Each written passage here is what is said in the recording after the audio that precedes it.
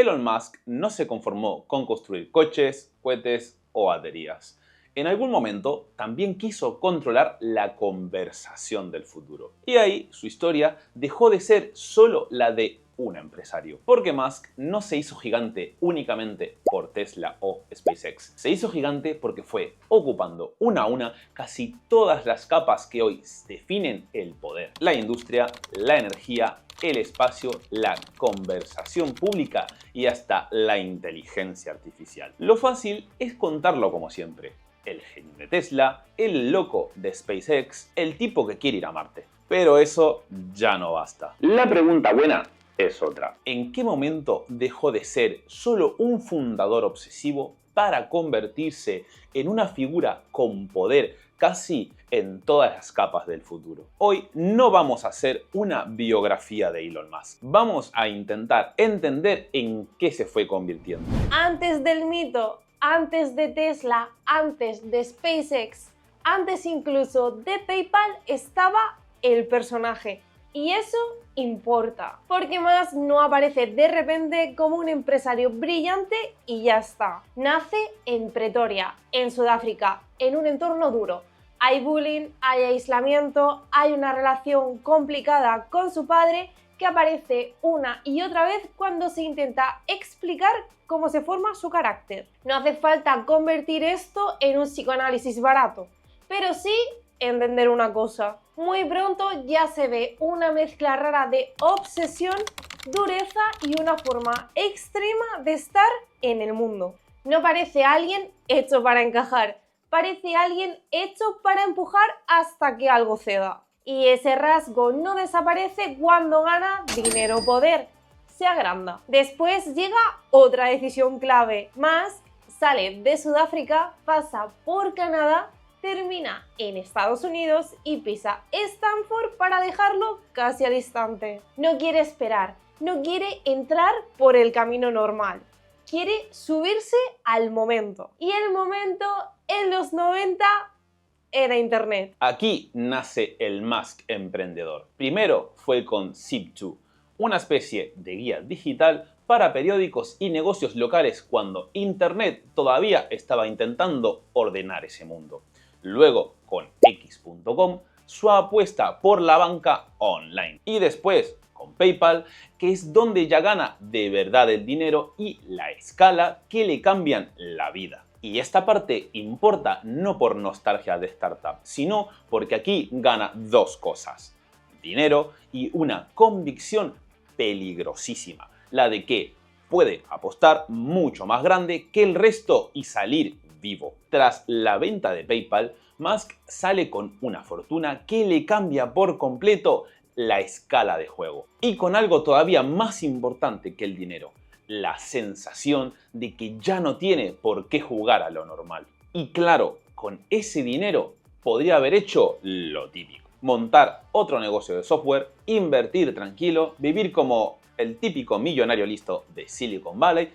Pero no, decide meterse en dos sectores donde fallar no significa quedar mal, significa desaparecer. En 2002 funda SpaceX. Dicho ahora suena lógico, porque ya sabemos en lo que acabó convirtiéndose. Pero en ese momento no tenía nada de lógico. No estamos hablando de lanzar una app, estamos hablando de meterse en cohetes, en uno de los sectores más caros, más difíciles y más hostiles del mundo. Y poco después entra fuerte en Tesla. Aquí conviene hacer un matiz importante. Tesla no lo funda Elon Musk, pero sí acaba convirtiéndose en la figura que más marca su identidad, su agresividad y su expansión. Tesla le da visibilidad masiva y peso en la automoción.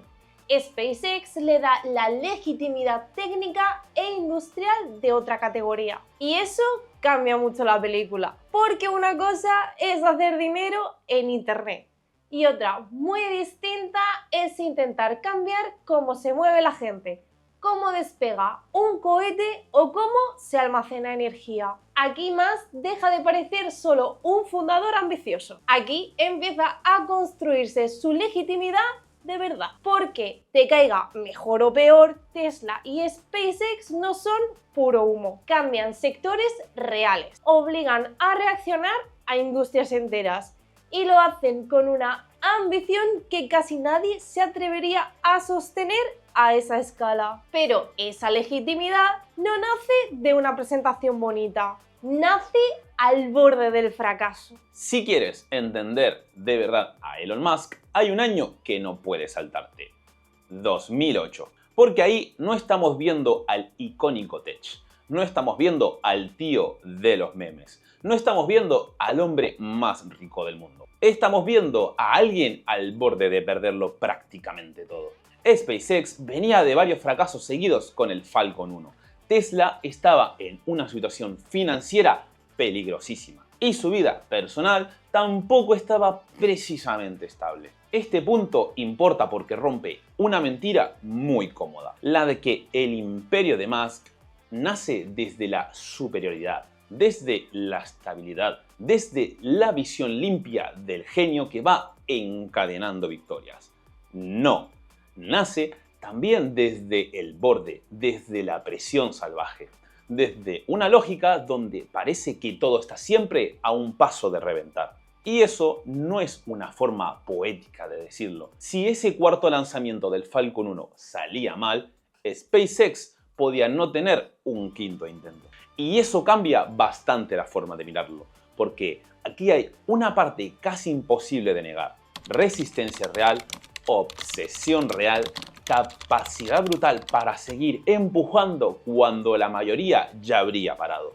La pregunta incómoda es otra: si esa capacidad para resistir bajo presión era una ventaja brutal, o si también es el origen del tipo de personaje que luego se vuelve cada vez más difícil de contener. Cuando el Falcon 1 consigue por fin llegar a órbita, no solo se salva el cohete, se salva una forma entera de entender a Musk. A partir de ahí, ya no solo es un tipo que promete cosas enormes, empieza a ser alguien que puede decir: sí, yo también he hecho cosas que parecían imposibles. Y eso le da algo peligrosísimo: legitimidad. Después de sobrevivir a ese cuello de botella, Musk ya no puede crecer solo como empresario. Crece como personaje. Para mucha gente representa el futuro. El coche eléctrico que parecía imposible. Los cohetes reutilizables. La idea de Marte. La sensación de que todavía existe alguien dispuesto a hacer apuestas gigantes en vez de jugar a no perder. Y este bloque es clave porque aquí su poder deja de ser solo industrial. Ahora también es simbólico. La gente no solo compra Tesla, no solo sigue lanzamientos de SpaceX, también compra una idea, la del fundador que va 10 años por delante.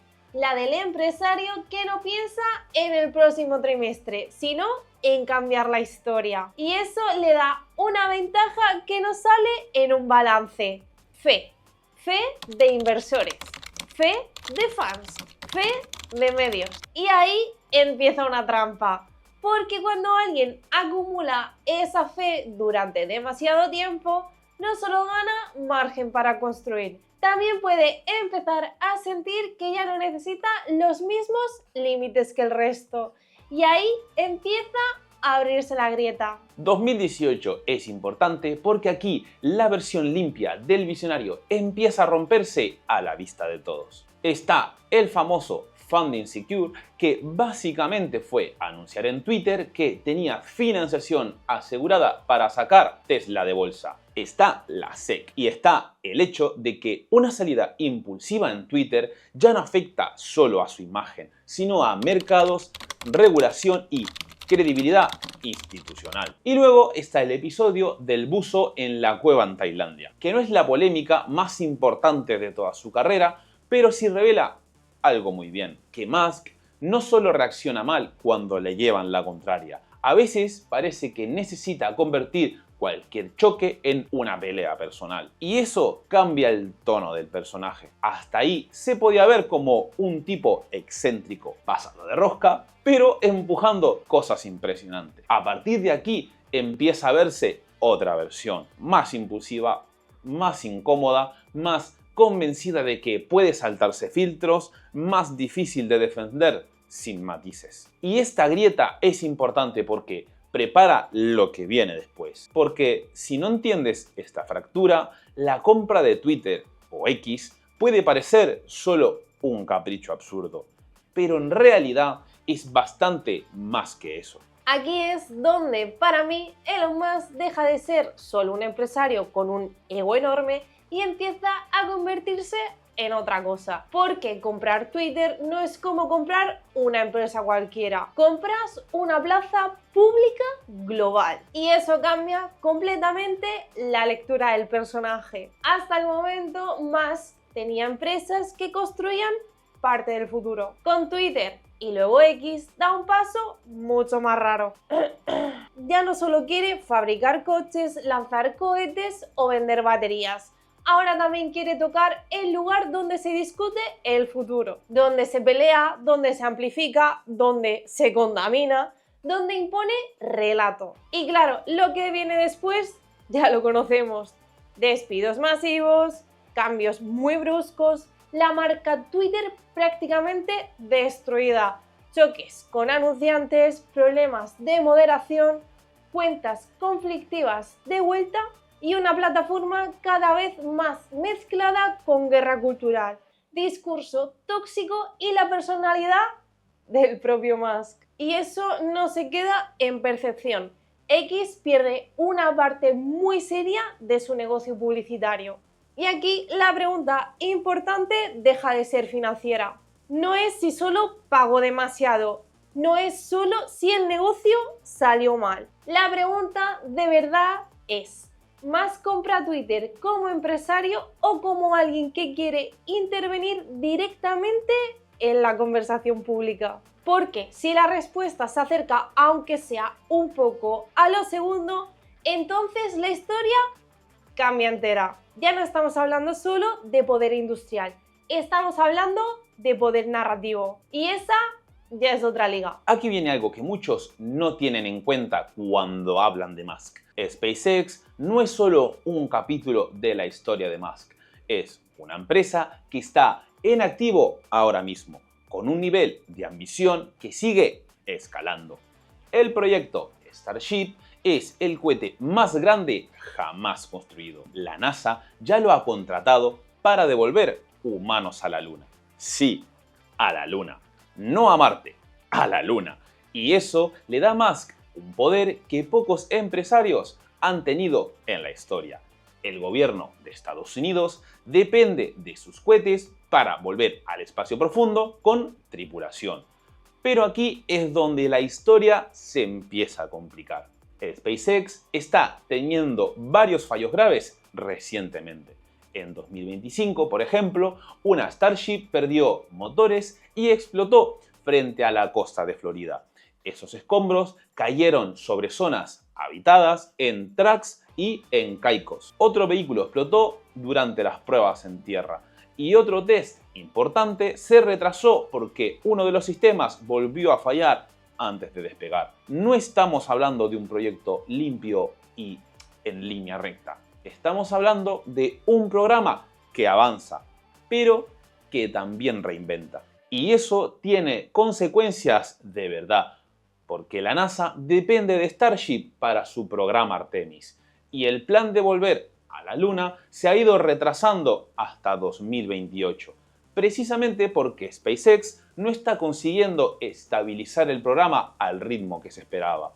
Y ahí aparece una paradoja muy potente. Musk ha acumulado tanto poder que ahora, cuando él falla, el programa espacial entero se retrasa. Eso ya no es solo un contrato, eso es poder estructural. Y lo interesante es que esto conecta muy bien con 2008. En 2008 el riesgo era que Musk perdiera su empresa.